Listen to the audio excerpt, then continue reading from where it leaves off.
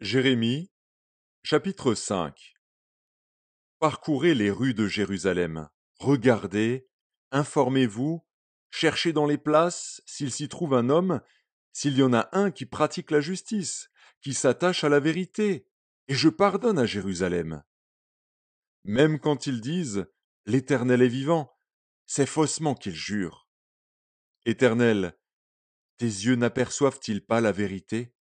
Tu les frappes, et ils ne sentent rien. Tu les consumes, et ils ne veulent pas recevoir instruction.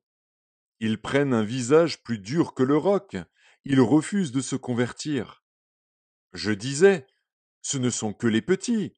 Ils agissent en insensés parce qu'ils ne connaissent pas la voie de l'Éternel, la loi de leur Dieu. J'irai vers les grands, et je leur parlerai. Car eux, ils connaissent la voie de l'Éternel, la loi de leur Dieu. Mais ils ont tous aussi brisé le joug, rompu les liens. C'est pourquoi le lion de la forêt les tue, le loup du désert les détruit. La panthère est aux aguets devant leur ville. Tous ceux qui en sortiront seront déchirés, car leurs transgressions sont nombreuses, leurs infidélités se sont multipliées. Pourquoi te pardonnerai-je? Tes enfants m'ont abandonné, et ils jurent par des dieux qui n'existent pas. J'ai reçu leur serment, et ils se livrent à l'adultère. Ils sont en foule dans la maison de la prostituée. Semblables à des chevaux bien nourris, qui courent çà et là, ils hennissent chacun après la femme de son prochain. Ne châtierai-je pas ces choses-là, dit l'Éternel?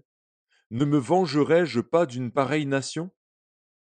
Montez sur ces murailles, et abattez, mais ne détruisez pas entièrement. Enlevez ces ceps qui n'appartiennent point à l'Éternel, car la maison d'Israël et la maison de Juda m'ont été infidèles, dit l'Éternel. Ils renient l'Éternel, ils disent il n'existe pas, et le malheur ne viendra pas sur nous, nous ne verrons ni l'épée, ni la famine. Les prophètes ne sont que du vent, et personne ne parle en eux.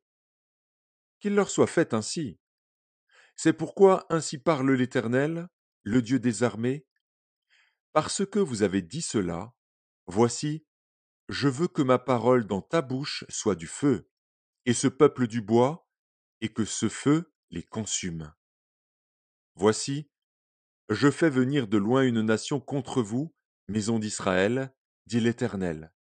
C'est une nation forte, c'est une nation ancienne, une nation dont tu ne connais pas la langue, et dont tu ne comprendras point les paroles. Son carquois est comme un sépulcre ouvert. Ils sont tous des héros. Elle dévorera ta moisson et ton pain. Elle dévorera tes fils et tes filles.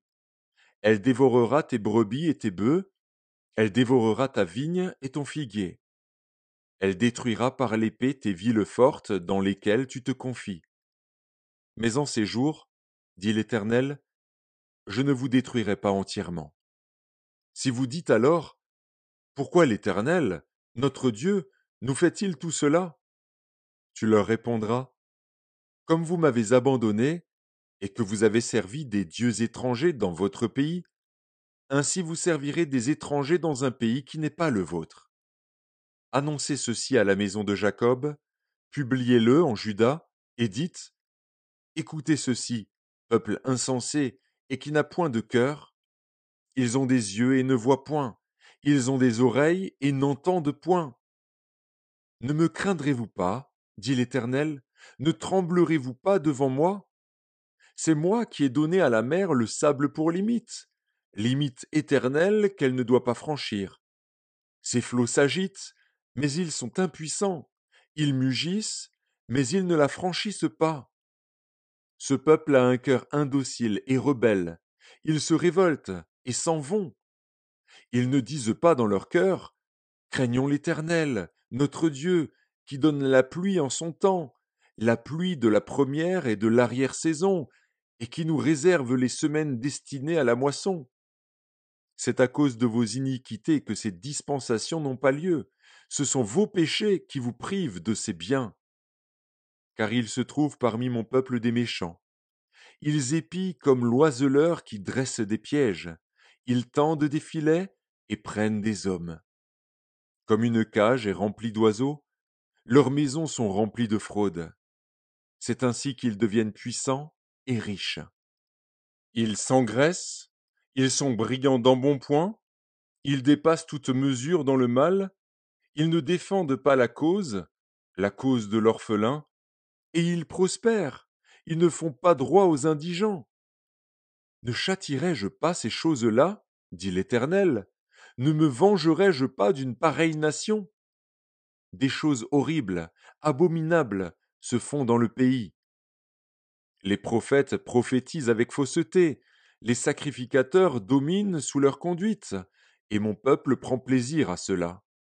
Que ferez-vous à la fin?